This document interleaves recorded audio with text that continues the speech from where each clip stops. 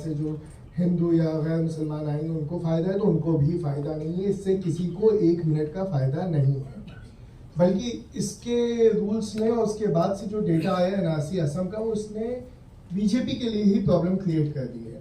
क्योंकि एनआरसी का डेटा अब ये कहता है, क्योंकि असम में इससे फ़र्क पड़ सकता था। असम में फ़र्क ऐसे पड़ सकता था कि जो 19.5 लाख 4 लाख लोग एनआरसी से बाहर हैं, तो एनआरसी से बाहर है मतलब कि उनकी सिटीजनशिप, उनकी जो शहरियत है उस पर सवाल है।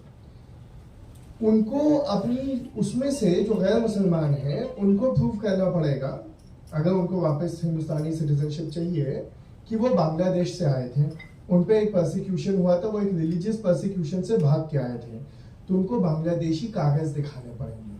अब आप समझिए प्रॉब्लम इसमें सबसे मेजर क्या है। जो हिमांता बिस्वा शर्मा ने डेटा दिया उसमें 2.5 लाख लोग कहा कि जो जातीयवादी जिसे कहते हैं, जिन्हें असमीज कहते हैं, जो खुद को असमीज कहते हैं रादर, वो भी एनआरसी से बाहर है।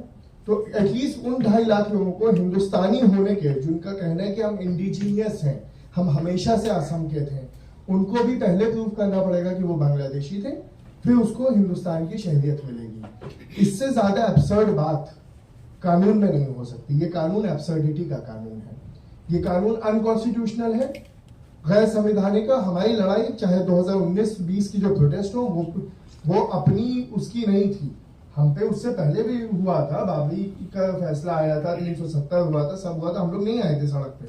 हम सड़क पे तब आए थे जब हमसे हमारे हिंदुस्तानी होने के हक को छीना जा रहा था।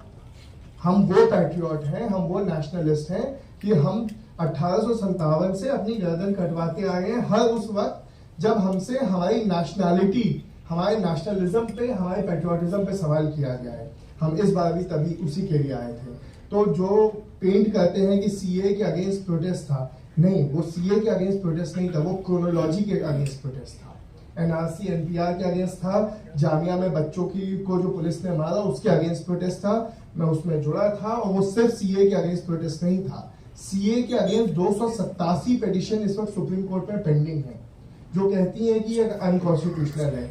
मैं लीगैलिटी में नहीं जाऊंगा, लेकिन अगर आज के दौर में आपको कोई भड़का रहा है, और एक पार्टी, अब बेचारे उनको कहना नहीं चाहिए, जेल में चले गए अभी, उन्होंने ने सबसे ज्यादा उस पर जोर भी डाला था कि प्रोटेस्ट होना चाहिए, और यही वो शख्स थे जिन्होंने 2019 और 20 में कहा था कि हमें 5 घंटे के लिए या 15 वो हमें पुलिस दे दो तो 2.5 घंटे में हम प्रोटेस्ट खाली कर देते। तो इनकी इंटीग्रिटी पे बहुत ज्यादा सवाल है। ये चाहते थे कि हम भड़के, ताकि हमारे भड़कने का फायदा सिर्फ एक को होता है, और हमें वो कहने की जरूरत नहीं है किसको होता है। तो इसलिए उस टाइम पे भी हमने वीडियो निकाला था और हमने और बातें कही थी, और हमको बहुत समझदारी से चलना चाहिए। अभी हमसे पहले साहब ने जो बातें कही, उन्होंने बहुत खास बात की। मैं तो आप लोग बहुत सीनियर लोग हैं, आप लोग की उर्दू बहुत अच्छी है, मैं तो एक अदना सा वकील हूँ, लेकिन मैं जब पीछे का पढ़ता हूँ, मैं पैदा नहीं हुआ था जब शाहबानो वाली घटना हुई थी, लेकिन मेरा खुद का मानना है कि हम लोगों ने गलत चीज पे लड़ाई लड़ी।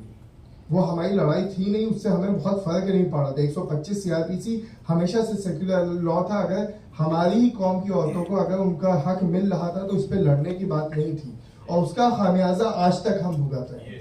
आज तक वहीं से सारी शुरुआत वो शाहबानों से हुई थी, उसका खामियाजा आज तक हम लोग भुगत हैं। हम लोग हर बार गलत मुद्दों पे एहतजाज कर देते हैं। हमारा कोई मुद्दा, अब आपने वीडियो देखा होगा, अरविंद केजरीवाल साहब अरेस्ट होते हैं तो आगे लाठी खाने के लिए फिर से दाढ़ी टोपी थी, रोजा रख के दाढ़ी टोपी खा रही। भाई क्यों? उनकी पार्टी के और भी लोग हैं ना, आपको हर जगह क्यों वो नाखून कर? माना शहादत से जन्नत मिलती, भाई लेकिन शहादत सही डायरेक्शन में तो ले जाओ, यानी ये क्या कूद के ले जाके। तो हमें ये बात समझनी पड़ेगी, हमारे कौम के लोगों को ये बात समझनी पड़ेगी कि हम कहाँ पागल हो रहे हैं, किस पे पागल हो रहे हैं। जान न्यौछावर हम हैं, दरी बिछाओ हम हैं, क्यों है?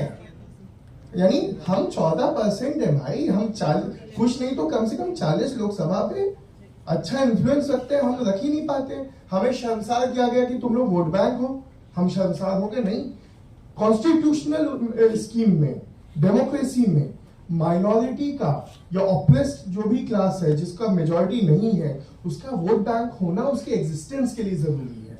ये किसी भी तरह से गैर संवैधानिक बात नहीं है वोट बैंक होना। तो उसी तरह हमें एहतजाज जो हम करते हैं उन सही चीजों पे करें। हमें रोजगार पे करना चाहिए, बिल्कुल करना चाहिए। हमें अमीर होना चाहिए, बहुत मेहनत करनी चाहिए उसके लिए। हमें पढ़ना चाहिए, हमें पढ़ाई नहीं मिल रही। हमारे मदरसों पे अभी इलाहाबाद हाईकोर्ट का जजमेंट आया है, वो जजमेंट पूरी तरह से गलत है, उसका बेसिस गलत है। उस पर हमें करना चाहिए। हमें उन चीजों पे लड़ना चाहिए जो हमारे मुस्तकबिल के लिए, हमारे बच्चों के लिए जरूरी है। सीए से मैं आपको सच बता रहा हूं, एक सिंपल पॉइंट समझिए। सीए की कट ऑफ है 2014, ठीक है। सीए कहता क्या है, कहता है कि 12 साल की जगह हम 6 साल में इन लोगों को सिटीजनशिप देंगे अगर ये अप्लाई करते हैं और ये क्राइटेरिया फुलफिल करते हैं और पूरा प्रोसीजर चलता है। ऐसे ऑटोमेटिक नहीं है ये। लॉ में कोई भी किसी भी जगह से आए शरणार्थी या असाइलम सीकर या कोई भी हिंदुस्तान की सिटीजनशिप में अप्लाई कर सकते हैं। अगर वो 12 साल रहे, कोई भी कर सकता है, उस पर कोई रिस्ट्रिक्शन नहीं है।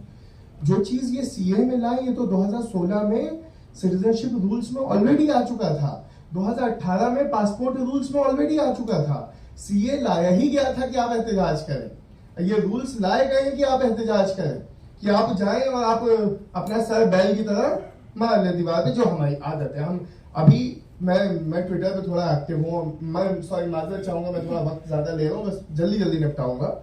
मैं ट्विटर पे थोड़ा एक्टिव हूँ। आप हिकमत अमली लिख दीजिए जरा, एक बार लिख दीजिए कि मुसलमानों को हिकमत से काम लेना चाहिए। आपको मुसलमानों से गाली पड़ने लगेगी, पता नहीं क्या दुश्मनी हो गई हिकमत से। तो हमें हिकमत से काम लेना है। हम जिसके मानने वाले हैं, जिसकी उम्मत है, उनकी एक बार उनकी हिस्ट्री पढ़िए, उनकी जिंदगी पढ़िए। एक फैसला नीजर्क नहीं था, एक फैसला बेवकूफी का नहीं था। सोच थी, दूर का विजन था। और हमारे पास लीडरशिप की, क़यादत की कमी है, वो अपने आप ठीक होगी। लेकिन हमें बस ये है कि सीए से किसी को फायदा नहीं, किसी को नुकसान नहीं। मैं अपनी बात यहीं पे रखता हूँ। मुझसे बहुत सीनियर लोग यहाँ पे हैं। शुक्रिया, अल्लाह।